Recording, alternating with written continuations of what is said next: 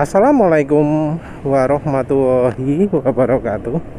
Jadi kali ini penulis ingin bahas soal banyak sekali bohong di Linux lagi ya.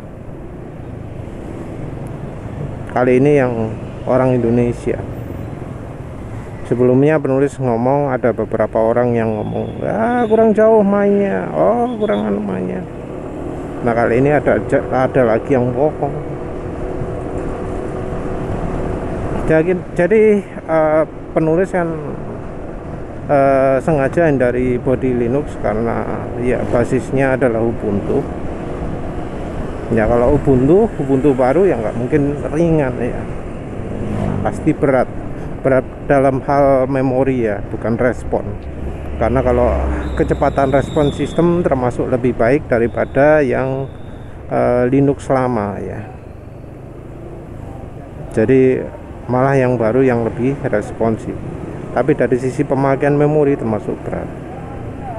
Nah body Linux kalau basisnya Ubuntu berat. Terus penulis kan komentar di salah satu video yang ngomong kok orang promosi Linux sering bohong karena ternyata Linux itu nggak seperti yang mereka omongkan, bahwa Linux itu ringan, Windows itu berat. Windows itu berat bisa dibuat ringan, tapi kalau Linux berat itu sulit dibuat ringan ya.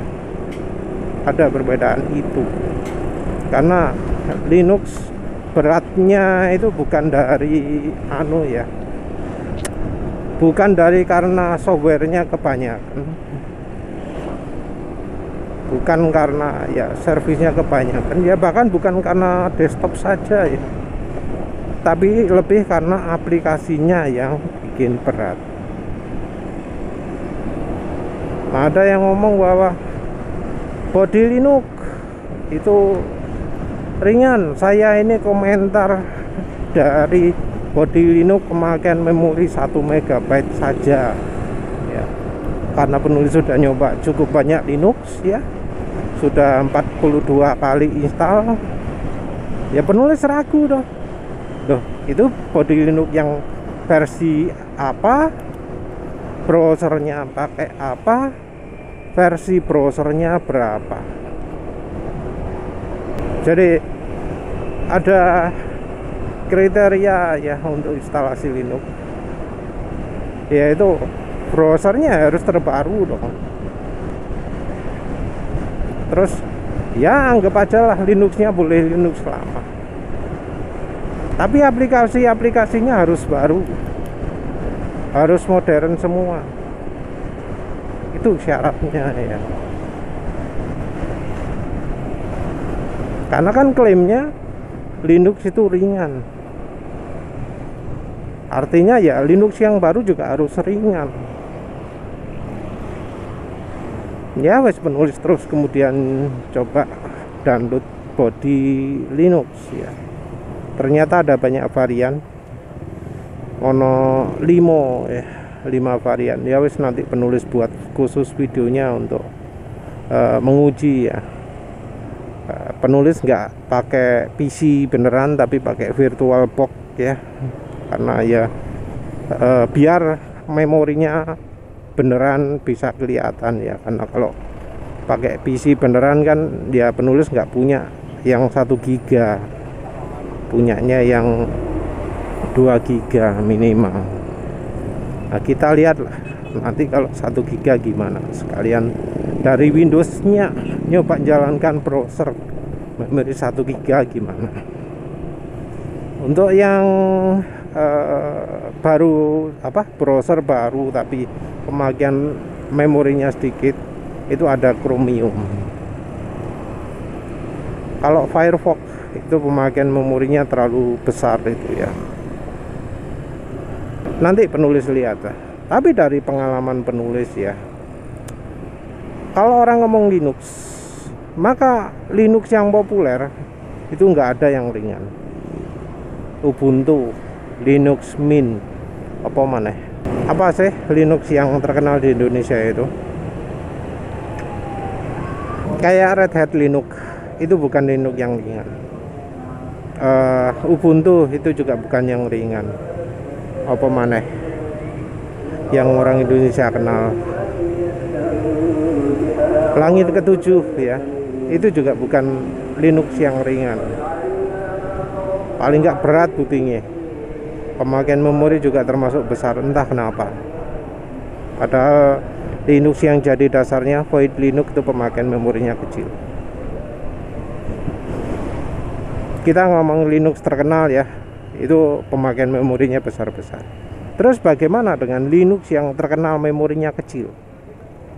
Oh iya bener, untuk Linux yang memorinya kecil itu beneran kecil, beneran nggak makan memori banyak. Tapi yang sangat mengecewakan sekali adalah karena softwarenya tidak up to date. Ada yang sulit untuk install software, jadi install software aja harus akal-akalan ya. Misalnya LibreOffice, harus akal-akalan, dan itu pun LibreOffice-nya nggak bisa yang baru, karena biasanya Linux yang ringan itu versinya 386, versi 32 bit, dan kalau 32 bit maka LibreOffice-nya nggak bisa yang terbaru, tapi versi 6 i386 itu juga yang bisa ya, karena ada yang nggak bisa diinstal LibreOffice, cuma nyediakan API Word dan Gunung Merik, wes iku tok. Padahal ya API Word dan Gunung Merik, seingat penulis nggak bisa ya buka filenya XLSX. Jadi kalau dapat kiriman orang filenya Excel, file Office 360 misalnya, kayak bisa buka. Dan itu merupakan kelemahan besar. Dan kita belum ngomong soal browser.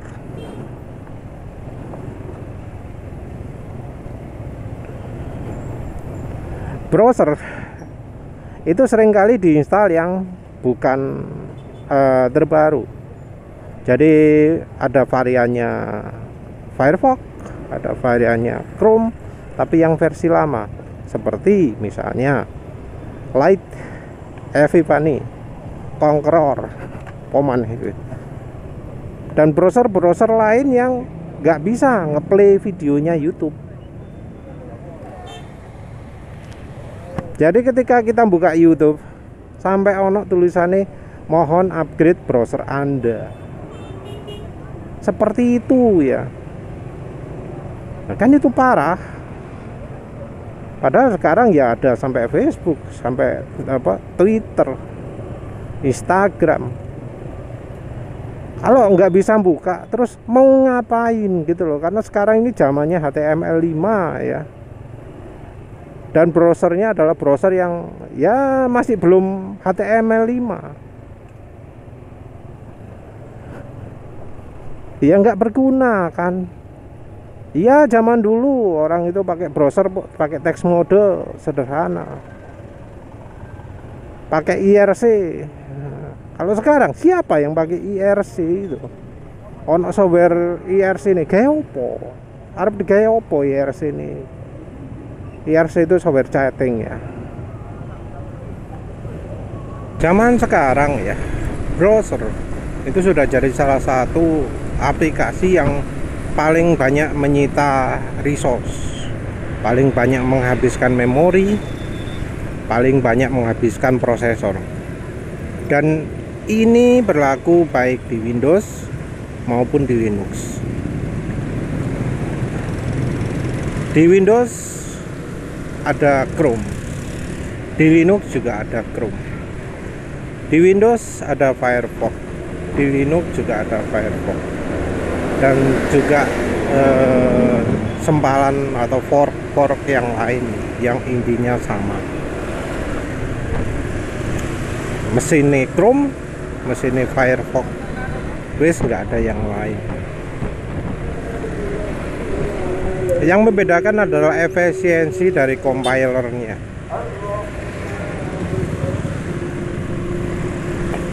dan library juga ya. Di Linux library itu sayangnya tidak efisien karena ngejarnya biar ya universal, biar bisa kepake banyak orang.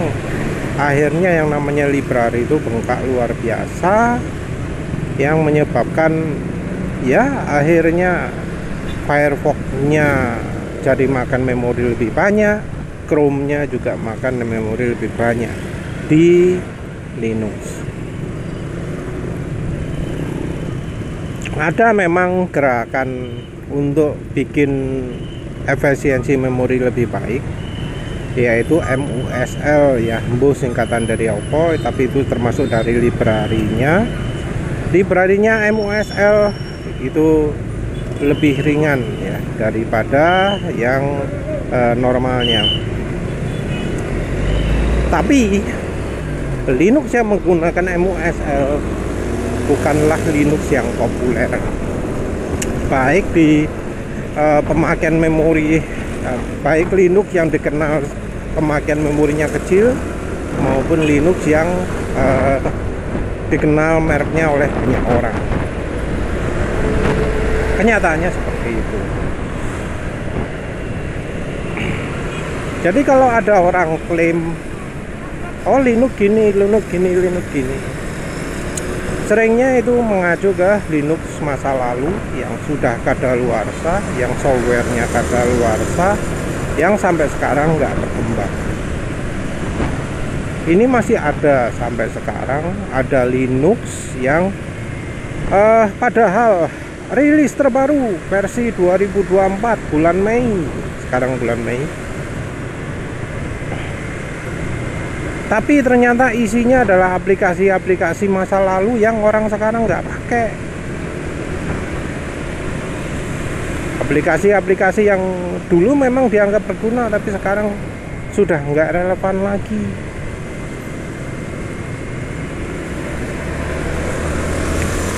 Orang sekarang kan butuh misalnya jadi YouTuber. Nah, mustahil pakai aplikasi, pakai Linux kecil itu untuk jadi YouTuber.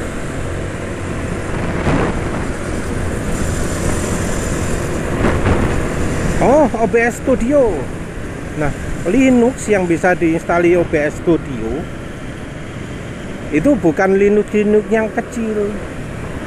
Karena biasanya Linux yang kecil itu Linux 32 bit.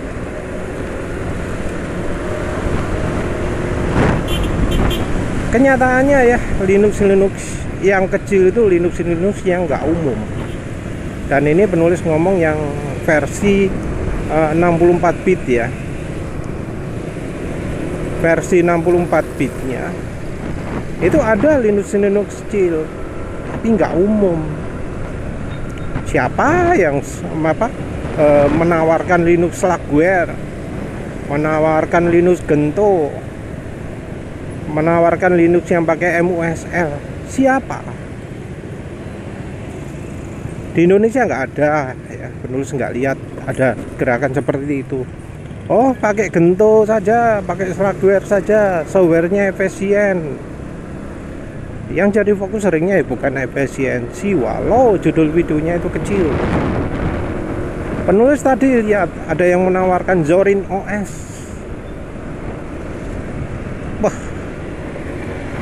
Zorin OS itu berarti setengah mati ya, berat sekali.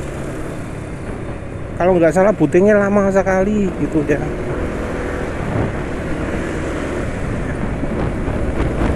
Terus memakan memori juga besar, boh piro ya. Penulis blacklist Zorin OS itu karena bootingnya terlalu lama ya. Entah perlu dicoba juga apa enggak, karena ada yang lain yang lebih ringan, yang lebih lengkap, seperti misalnya Deepin, DEEPIN ya, itu dari Cina, itu termasuk ringan, itu ringan untuk interface yang keren. Walau sayangnya yang versi barunya cuma untuk versi Cina, kalau versi bahasa Inggris apalagi bahasa Indonesia. Ada beberapa Linux yang support bahasa Indonesia, tapi ya sayangnya Linux yang seringnya termasuk berat ya. Sekarang ini perkembangannya mengarah ke simplicity ya, kesederhanaan. Untuk soal pekerjaan khusus ya, seperti misalnya Linux yang khusus dengan latensi yang sangat rendah, itu ada pengembangannya sendiri. Yang uniknya itu adalah di bagian musikal. Kalau untuk gaming itu butuhnya adalah soal drivernya mana yang paling bagus. Nah, itu sudah beda lagi. Nah, Linux yang canggih-canggih ini nggak ada yang ringan, semuanya berat ya, karena misalnya butuh servis tertentu, butuh unit tertentu.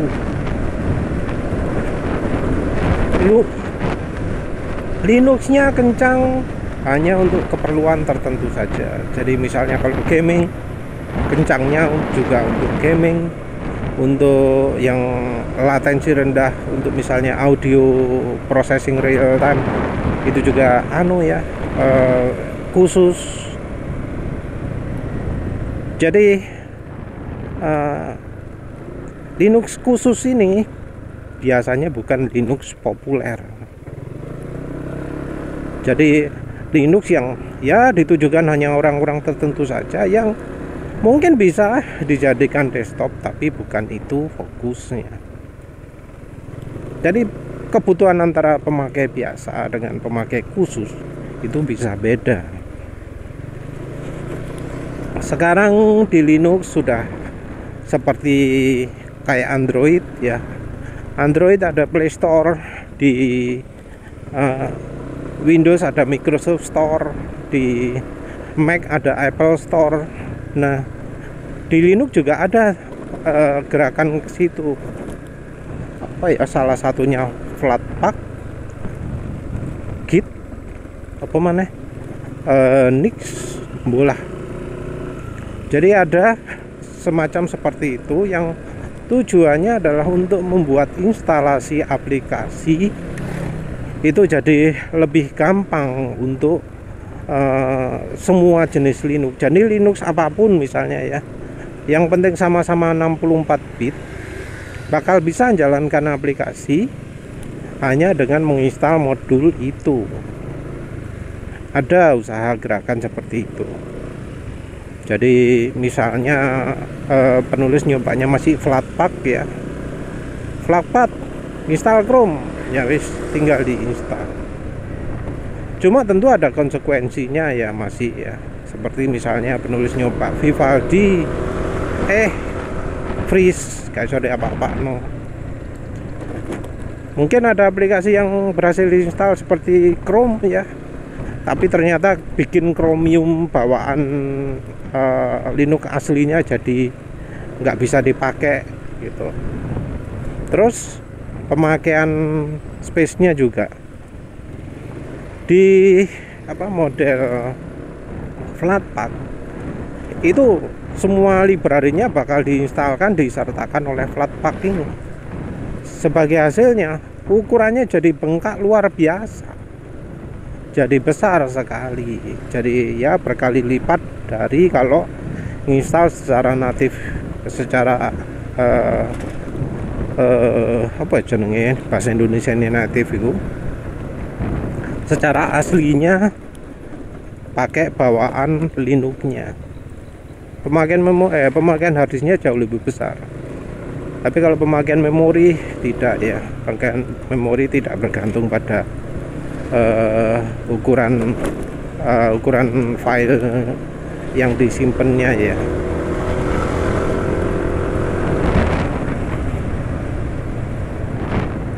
Terus ya itu ya trade off-nya ya. Belum lagi kebutuhan menghindari tulis menulisnya ya, yang ternyata sama antara Windows dan Linux, sama-sama mengalami keterbatasan. Kalau sekarang zamannya SSD, sumbernya ya sama-sama dari browsernya yang seperti penulis sudah bahas sebelumnya, terlalu banyak nulis ya. Apalagi kalau di Windows ada Windows Update, ada update macam-macam yang otomatis, yang nggak kayak di Linux ya, butuh trigger. Di Windows jalannya otomatis, tahu-tahu oh Chrome-nya update, tahu-tahu oh Firefox-nya update. Tapi ketika lagi update itu jadi sangat lambat sekali ya, nggak kayak di Linux yang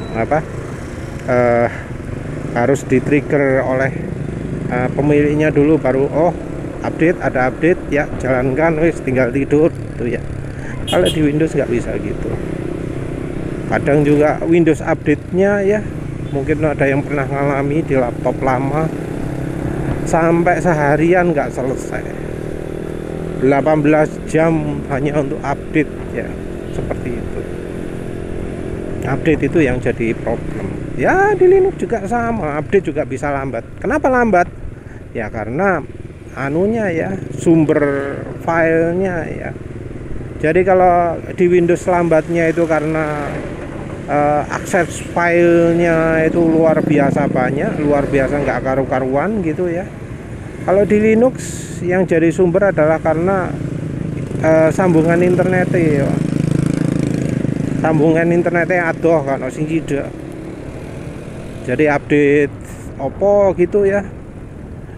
Kalau koneksi ini banter, oke. Tapi padahal koneksi kita sudah banter, internet kita sudah banter, tapi sumber mereka yang lambat, jalan cuma sekian kilobyte per second lah, yo tetep aja jadi lama sekali.